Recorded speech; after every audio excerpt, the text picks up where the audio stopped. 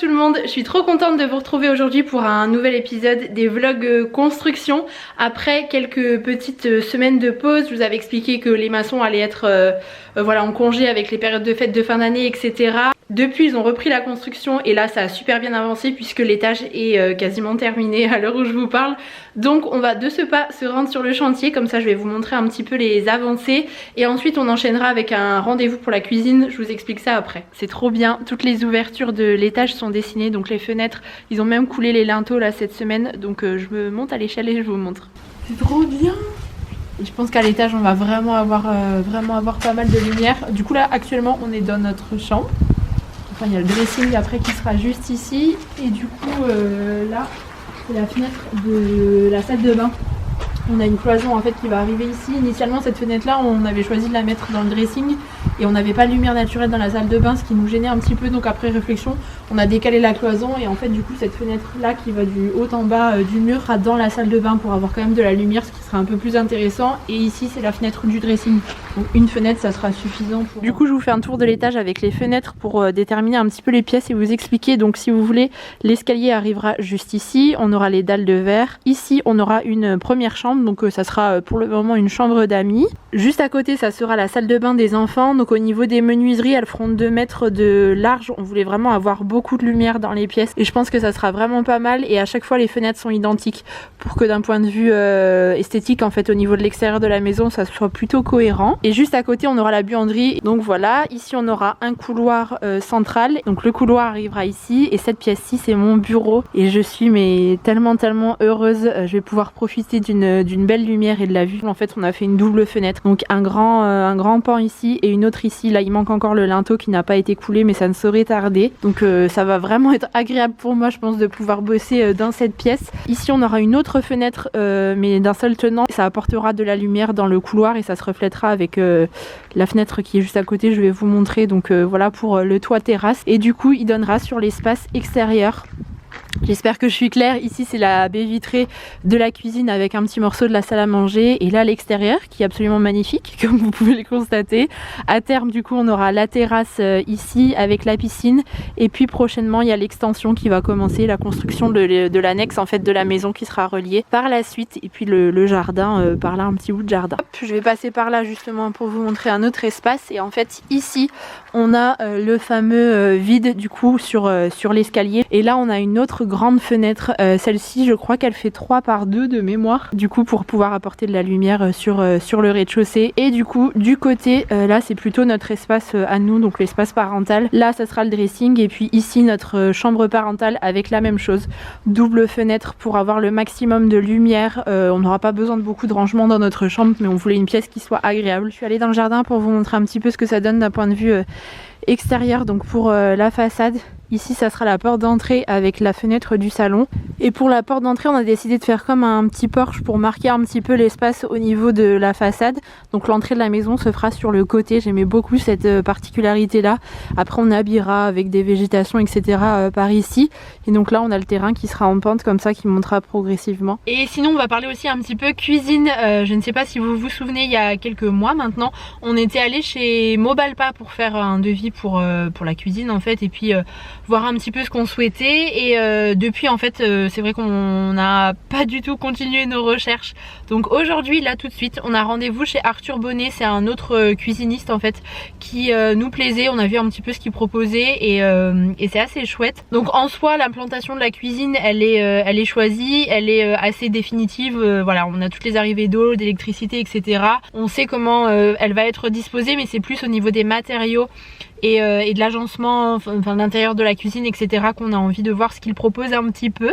Donc bah écoutez je vais vous emmener avec moi, on va pouvoir avoir un autre devis aussi pour pouvoir par la suite comparer un petit peu. Mais c'est vrai que le temps file et il faut quand même qu'on se bouge de ce côté là parce que mine de rien ça va vite.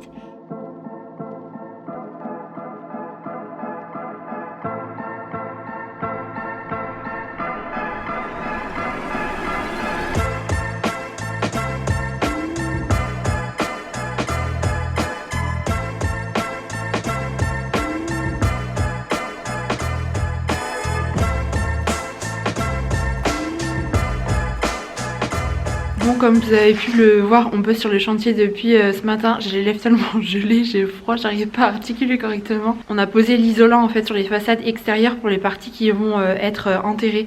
Donc ce sont des plaques de polystyrène qui sont isolantes. On a placé la mousse expansive pour pouvoir ensuite les coller. Donc voilà, on continue encore, on a encore un petit peu de temps devant nous.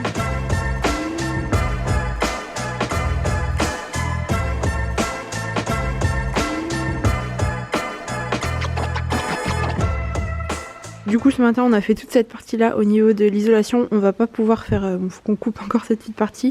On va pas pouvoir faire le retour parce qu'on n'a plus assez de plaques et il faut qu'on termine de l'autre côté justement, hop, sous la fenêtre du salon en fait.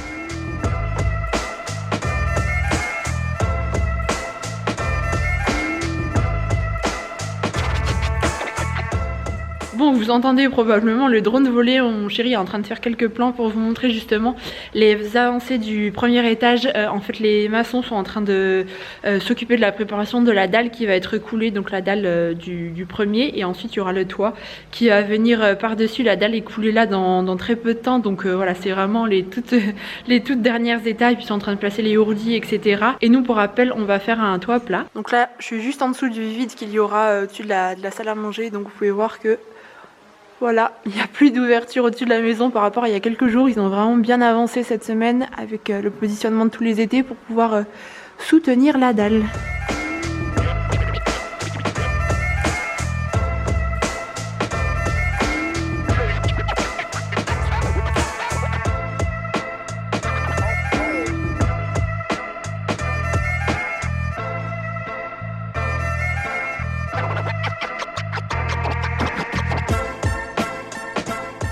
Bon, hier on a eu notre deuxième rendez-vous avec l'architecte d'intérieur qui va nous suivre du coup pour le projet. Donc il s'agit de Noémie et son équipe de l'entreprise Pierre Papier Ciseaux. Je vous mettrai les coordonnées dans la barre d'informations. De toute façon, je pense que je ferai un petit point par rapport à tous les artisans et les différentes personnes avec qui on a travaillé pour la construction de la maison. Si jamais ça peut vous aiguiller, si jamais on en est ravis, autant partager les bons contacts. Et en fait, donc ce deuxième rendez-vous, il était plutôt axé sur l'aménagement vraiment des pièces. Donc pour rappel, nous, on passe par une architecte d'intérieur pour la pièce de vie, donc salon, salle à manger, pas pour la cuisine parce que là pour le coup c'est déjà défini. L'entrée et les deux salles de bain, donc salle de bain parentale et la salle de bain des enfants. Et pour le salon c'est encore un peu un casse-tête, justement on est en train d'en discuter avec mon compagnon parce qu'on sait pas trop comment placer les choses. En fait on avait imaginé une cloison, une petite cloison pour rendre le salon un petit peu plus cosy et séparer l'espace entre le salon et la salle à manger. Mais en fait cette cloison nous réduit beaucoup l'espace du salon justement, et on a une contrainte qui est celle de la dalle de verre qui est placée à l'étage. Donc du coup on peut pas décaler cette cloison là pour agrandir le salon. Et là finalement on se retrouve avec un salon qui est qui est plus petit par rapport à la salle à manger et à la cuisine. Et nous dans l'idéal c'était d'avoir 3 pièces, enfin 3 espaces, pas 3 pièces mais 3 espaces plus ou moins proportionnels. On a 95 mètres carrés je crois pour ces 3 pièces là. Donc grosso modo on voulait faire 30 et 30 mètres carrés. Mais là avec cette cloison en fait ça fermerait beaucoup trop l'espace. Après on pensait aussi pourquoi pas sur le mur du salon du coup, où on mettrait potentiellement la télé et éventuellement la cheminée si c'est faisable techniquement, parce que ça aussi c'est en discussion. On est en train de voir, de se renseigner auprès des professionnels, peut-être de faire un mur avec également des niches et habiller totalement cet espace du mur qui est en dessous, en face du canapé. Ça pourrait être pas mal. Faut trouver une solution. Pour moi la cloison faut la virer. Enfin voilà, du coup on se pose mille et une questions et ça ce sont des choses qu'on doit anticiper, donc voilà, il faut vraiment qu'on réfléchisse à tout ça. Et d'ailleurs à l'heure où je tourne cette séquence vidéo, la dalle du toit du coup a été coulée ce matin. Ça y est, une grande étape de fait, on ira voir ça probablement là dans la semaine. Bon, dans ce sens c'est quand même mieux, j'étais un peu à contre-jour. Je voulais revenir aussi au sujet de notre salle de bain. En fait Noémie nous a fait une proposition qui est super intéressante et à laquelle on n'avait pas du tout pensé. Initialement la salle de bain telle qu'on l'avait imaginée avec l'architecte qui a conçu la maison, donc l'architecte principal on va dire pour le plus gros de la maison, on avait placé le meuble dans ce sens là. Je vous mets la version 1 par ici, donc la douche sur la gauche et le meuble vasque vraiment dans la continuité à droite, ce qui nous imposait un meuble assez un peu classique, un peu plus étroit, et du coup on avait un grand espace en rentrant comme ça dans la salle de bain. Elle a une forme un peu particulière comme vous pouvez le voir, c'est ce que j'adore avec ce mur de biais là. et on avait de l'espace qui était un peu perdu et en fait du coup Noémie nous a fait une proposition qui est beaucoup plus intéressante. Je vous mets le visuel par ici. Donc on conserverait la douche juste là, par contre elle a rajouté cet arrondi au bout que j'adore. Je trouve les murs arrondis sublimes, ça a un côté original et en même temps très doux je trouve. Enfin, j'aime beaucoup par rapport à un angle qui peut être un peu plus droit, plus strict. Et en fait sa proposition c'était de placer le meuble en face de la douche. On aurait moins la sensation d'espace très grand avant d'atteindre la double vasque et du coup on pourrait mettre un meuble beaucoup plus grand. Là on n'est pas du tout sur les éléments de déco, les matières etc. Vraiment plus sur l'agencement hein. Donc voilà, les vasques ça va pas être celle-ci qu'on mettra fatalement etc. Là je vous parle vraiment plus de la disposition dans la pièce et je trouve ça intéressant. En plus on pourrait profiter de la lumière naturelle à droite avec la fenêtre qu'on aurait du coup pour se préparer le matin etc. C'est quand même plus agréable que de la voir dans le dos. En tout cas je trouvais ce changement là vraiment super intéressant et très judicieux. Après c'est le travail de Noémie, fatalement elle a tout un tas d'idées qui sont vraiment très pertinentes et c'est aussi pour ça que je voulais vraiment passer par une archi d'intérieur pour ce genre d'éléments là parce que c'était indispensable pour moi. Elle nous aide vraiment à mieux concevoir l'intérieur de la maison et elle apporte des idées qu'on n'a pas fatalement. Je vais lui écrire un petit mail pour qu'on rediscute de tout ça, mais c'est vrai que je trouve intéressant aussi d'évoquer tout ça avec vous, le cheminement et puis notre réflexion par rapport à l'optimisation de l'espace et l'agencement de la maison parce que c'est un vrai casse-tête et l'idée c'est quand même de rendre la maison assez pratique pour le quotidien et en même temps qu'elle soit chaleureuse, accueillante. Bon, aujourd'hui on a un nouveau rendez-vous pour la cuisine, c'est notre troisième rendez-vous si je dis pas de bêtises chez Arthur Bonnet. En fait la fois précédente on avait vraiment revu le projet ensemble, apporté les modifications qu'on souhaitait faire. Donc aujourd'hui on va pouvoir découvrir un petit peu le résultat.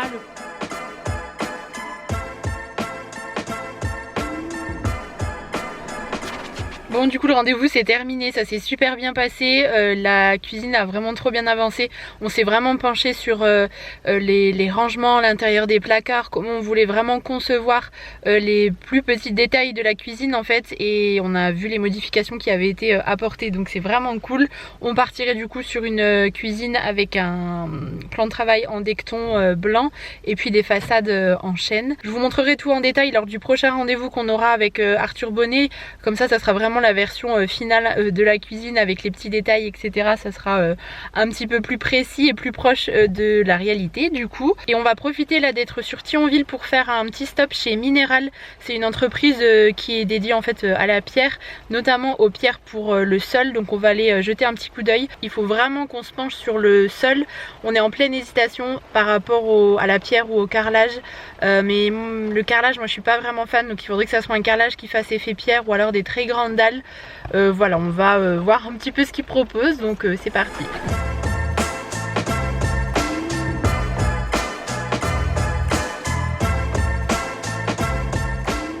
C'est vraiment ce genre de pierre là qu'on avait imaginé pour le sol du coup de la pièce de vie. On va vraiment mettre la même chose, que ça soit dans l'entrée, salon, salle à manger, cuisine, et dans l'idéal on aimerait mettre le même matériau à l'extérieur sur la terrasse pour vraiment avoir la continuité, vous savez, lorsque la baie vitrée sera ouverte. Bon, le travertin j'aime toujours autant, je trouve que c'est vraiment un matériau qui traverse les années, ça revient beaucoup en ce moment, mais pas sur, je le mettrai pas par exemple dans toute la pièce de vie, plutôt sur des plus petites surfaces, notamment dans la salle de bain. Je pense qu'on va partir sur du travertin dans notre salle de bain à nous. La vasque est incroyable aussi, c'est vraiment ce genre de matériau que j'aimerais dans notre salle de bain. J'hésite encore pour les vasques sous plan ou des vasques à poser sur le meuble, mais ça mélangé à du bois et du béton ciré, de la chaux, ça serait magnifique. Bon du coup on a fait des belles découvertes chez ce marbrier, vraiment ça nous a permis de confirmer un petit peu nos envies pour les sols en fait. Et c'est vrai que la pierre je trouve que c'est un côté qui est vraiment très chaleureux, ça apporte beaucoup d'authenticité et on aimerait vraiment mettre pas mal de matériaux un peu bruts comme ça au sein de la maison. Donc voilà, on va continuer un petit peu nos recherches, c'est que le début, mais je trouve ça pas mal, ça va nous permettre de faire un petit peu d'avoir des points de comparaison en fait par la suite, et comme ça vous voyez un petit peu le style qu'on a envie de mettre pour la maison. Bon, on vient d'avoir un autre rendez-vous avec Noémie, donc c'est l'architecte d'intérieur avec qui on travaille pour la construction, enfin l'aménagement en tout cas. Ça se peaufine un petit peu, petit à petit on se rapproche du résultat par rapport à l'aménagement, notamment pour l'entrée. On pense avoir trouvé un bon compromis, donc avec 2 colonnes de rangement et éventuellement un grand miroir au milieu et une petite tablette. parce que pour moi c'était important d'avoir un petit espace dans l'entrée pour déposer ne serait-ce que les clés, des papiers, enfin vous savez un vide-poche mais un peu plus sympa on va dire. 2 grands placards pour pouvoir quand même mettre les vestes du quotidien, les chaussures, le toilette comme ça est un petit peu caché. Par rapport à notre salle de bain, on conserve cet arrondi, vous savez, dont je vous avais parlé il me semble, que j'adore. Je vous mettrai une petite photo d'inspi de Pinterest pour la salle de bain que j'adore, avec les vasques sous plan qui sont totalement en pierre, c'est vraiment creusé dans la pierre, avec le meuble en bois en dessous, je trouve ça sublime. Donc voilà, on va voir, on partirait peut-être dans cet esprit là. Pour la salle de bain des enfants aussi, on a un petit peu peaufiné au niveau des matériaux un petit peu plus, puisque l'emplacement on est décidé entre la baignoire, la vasque, etc. J'aimerais bien mettre un mur en couleur en fait dans la salle de bain. Et en fait moi je suis quelqu'un qui se lasse des choses quand elles sont trop originales, que ça soit pour les fringues mais aussi en matière de déco. C'est pour ça que j'aime les choses qui sont simples et intemporelles. Mais en même temps dans la salle de bain des enfants j'aimerais bien apporter un peu de peps, parce que voilà, ça sera une salle de bain d'enfants. Dans la nôtre je voudrais vraiment quelque chose de très naturel, très apaisant. Et en fait le carrelage, j'ai un peu peur de m'en lasser typiquement. En plus c'est quelque chose qu'on ne peut pas changer facilement. Donc je m'étais dit pourquoi pas partir sur un mur de peinture en couleur. Avec Noémie on pensait à la couleur ocre qui matcherait bien avec le bois et puis l'univers un petit peu de la salle de bain. Donc à voir, ça pourrait être pas mal. Pour la pièce de vie entre le salon et la salle à manger, on va supprimer la cloison. On avait imaginé une petite cloison entre les 2 espaces pour les délimiter un peu, mais ça va trop fermer l'espace. On est un petit peu en train de voir pour créer un mur en fait qui déborderait un petit peu du mur principal du salon, pour encastrer en fait la télé avec éventuellement la cheminée qu'on choisirait si c'est ok, et puis une niche sur la gauche pour quelques petits éléments de déco. Je rêve d'avoir une niche dans mon salon, écoutez, je suis contente parce que ça avance. J'ai vraiment besoin personnellement de pouvoir avoir des choses qui soient concrètes. Voilà, les plans comme ça en 3D, ça me permet vraiment de pouvoir voir un peu où on va, et c'est beaucoup plus parlant pour moi parce que là quand je suis dans la maison je me rends pas du tout compte des espaces et tout, c'est un peu problématique pour moi, mais là c'est un peu plus simple. Donc voilà, c'est plutôt cool.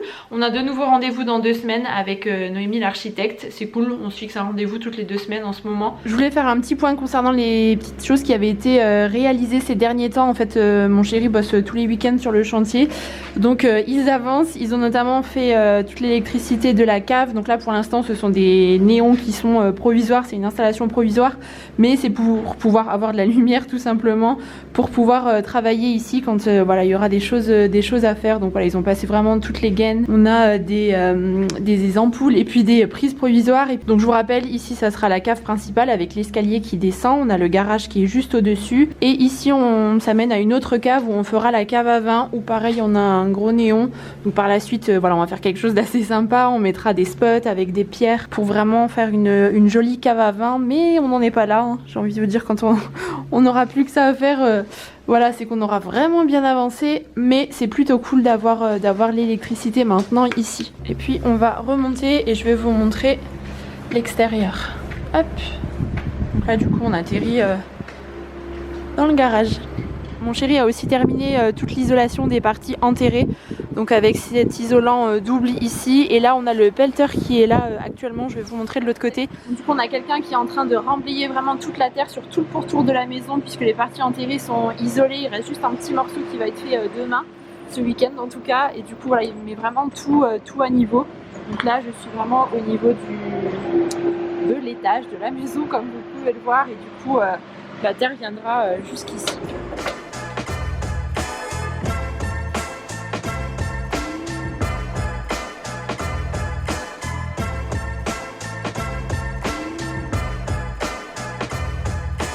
La dalle de l'étage avait été coulée, ça je vous l'avais dit, mais du coup je ne vous avais pas montré ce que ça donne. Et du coup tous les coffrages des fenêtres là vont être retirés, ainsi que tous les étais demain, donc on y verra un petit peu plus clair. Je suis redescendue pour vous montrer un petit peu du coup la hauteur dont on va pouvoir profiter là dans la pièce de vie, puisqu'ici on aura un dallage en verre, je vous rappelle, avec un garde-corps en verre ensuite. Ça va vraiment nous permettre d'avoir une sensation de hauteur et gagner un petit peu d'espace, puisque la pièce de vie est assez grande et j'avais vraiment peur que ça donne le sentiment qu'elle soit assez tassée, vous voyez, comme elle est assez en longueur, et finalement je pense que c'était vraiment une bonne idée de faire cette ouverture ici sur l'étage supérieur pour gagner un petit peu au niveau de cette sensation d'ouverture. Et sinon la construction de l'annexe de la maison a débuté, ils ont vraiment creusé et les fondations sont coulées demain. Donc là ça va vraiment s'enchaîner, ça va aller super vite puisqu'en fait il n'y a qu'un seul palier, il n'y a pas d'étage au-dessus. Je vous expliquerai dans le prochain épisode ce qu'on va faire dans ces pièces là. Donc l'annexe va vite être montée et une fois qu'elle sera terminée, toute la maçonnerie de la maison sera clôturée, ça y est. Et ça c'est vraiment cool. Donc voilà, des belles avancées dans cet épisode, j'espère vraiment qu'il vous aura plu. Je filme ces petits plans là le jour de la publication. Si jamais vous avez apprécié la vidéo, n'hésitez pas à mettre un pouce en l'air, ça me fait toujours plaisir de voir que voilà, cette aventure vous plaît aussi. Et puis bah je vous dis à très bientôt pour une prochaine vidéo, je vous embrasse fort.